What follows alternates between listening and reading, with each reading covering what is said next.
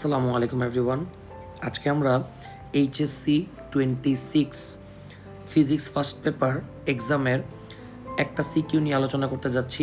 সিকিউটা মূলত physics first paper chapter 8 পর্যাবৃত্ত গতি থেকে করা। তো আমরা প্রথমে একটু উদ্দীপকটা পড়ি। উদ্দীপকে বলা হয়েছে 150 গ্রাম ভরের একটা বস্তু আছে যে কিনা 11 সেন্টিমিটার বিস্তারে সরল ছন্দিত স্পন্দনে আছে। সাম্যাবস্থায় এর গতিশক্তির মান দেওয়া আছে। তাহলে প্রথমে আমরা একটু ইনফরমেশনগুলো কালেক্ট করি। এখানে বস্তুর ভর দেওয়া আছে 150 গ্রাম অর্থাৎ 0.15 কেজি, আর বিস্তার দেওয়া আছে 11 সেন্টিমিটার অর্থাৎ 0.11 মিটার, আর সাম্যাবস্থায় এর গতিশক্তি ইকে দেওয়া আছে 0.01 জুল। আমরা এবার গ নম্বর প্রশ্নটা একটু পড়ি। গ নম্বর প্রশ্নে বলা হয়েছে উদ্দীপকে বর্ণিত কণাটির গতির ব্যবকলনীয় সমীকরণ নির্ণয় করো। তো উদ্দীপকের যেই কণাটার গতির কথা বলা হচ্ছে সেটা হচ্ছে সরলছন্দিত গতি অথবা স্পন্দন গতি অথবা পর্যাবৃত্ত গতি। আর আমরা কিন্তু পর্যাবৃত্ত গতি সম্পন্ন কোনো কণার ব্যবকলনীয় সমীকরণ কি সেটা জানি। সেই সমীকরণটা হচ্ছে D square X by DT square plus omega square X equals to 0। এখন এই সমীকরণে আমাদের শুধু ওমেগা স্কোয়ার এইটার মানটা যদি আমরা বসায় দেই তাহলে আমরা আমাদের কাঙ্ক্ষিত উত্তরটা পেয়ে যাব। এবার দেখি যে ইনফরমেশনগুলো দিয়েছে সেখান থেকে ওমেগা কিভাবে আমরা বের করতে পারি। তো এখানে প্রশ্নে সাম্যাবস্থায় গতিশক্তি দেওয়া আছে। আমি এই ইনফরমেশনটাকে কাজে লাগাতে চাচ্ছি।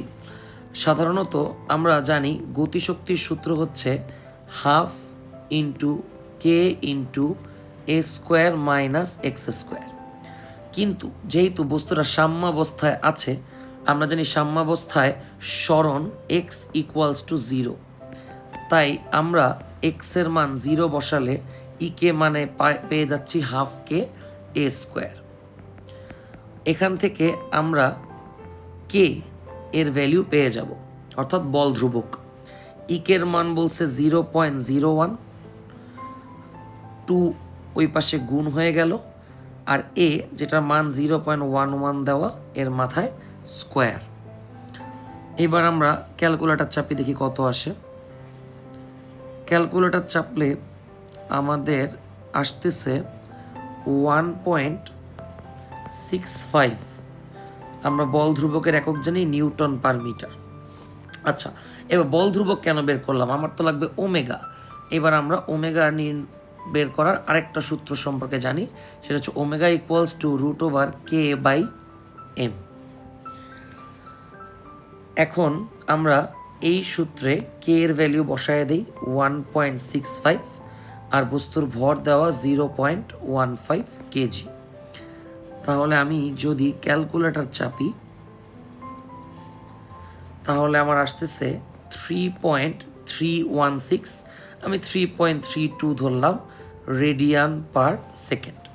বাস, এখন আমরা এই সমীকরণে ওমেগার মানটা যদি বসায় দিই 3.32 whole square X equals to 0, 3.32কে আমরা যদি স্কোয়ার করি তাহলে আসতেছে 11.0224। আমি 11.02 লিখলাম এক্স ইকুয়ালস টু 0। তাহলে এটাই হচ্ছে আমাদের উত্তর, উদ্দীপকের যে কণা তার ব্যবকলনীয় সমীকরণ। এখন আমরা ঘ নম্বরটা সলভ করার চেষ্টা করি। ঘ নম্বরে বলা হয়েছে সাম্যাবস্থা থেকে 5 সেন্টিমিটার দূরে বিভব শক্তি আর গতিশক্তি সমান হবে কিনা। খুবই সহজ প্রশ্ন এটা। আমরা বিভব শক্তির সূত্র জানি হাফ কে এক্স স্কোয়ার। এখানে কে এর মান আমরা আগেই বের করে রেখেছি 1.65, আর সাম্যাবস্থা থেকে 5 সেন্টিমিটার অর্থাৎ সরণের মান দেওয়া আছে 5 সেন্টিমিটার। আমরা এটাকে মিটারে কনভার্ট করলাম। ক্যালকুলেটর চাপলে দেখি কত আসে। তো ক্যালকুলেটর চাপলে আমাদের মান আসতেছে 0.002 0.625। আপনি চাইলে এখানে শর্ট করে লিখতে পারেন, সমস্যা না, আমি পুরো ভ্যালুটাই লিখলাম। বিভব শক্তির একক হচ্ছে জুল, মানটা জুলে আসলো। এখন আমরা গতিশক্তি বের করব। তো গতিশক্তি বের করার আমাদের সূত্র হচ্ছে 1/2 ইন্টু কে ইন্টু এ স্কোয়ার মাইনাস এক্স স্কোয়ার। আবারও কে এর মান হচ্ছে 1.65, বিস্তার 0.11, আর এক্স এর মান তো 0.05। এইবার যদি আমরা ক্যালকুলেটর চাপি দেখি কত আসে।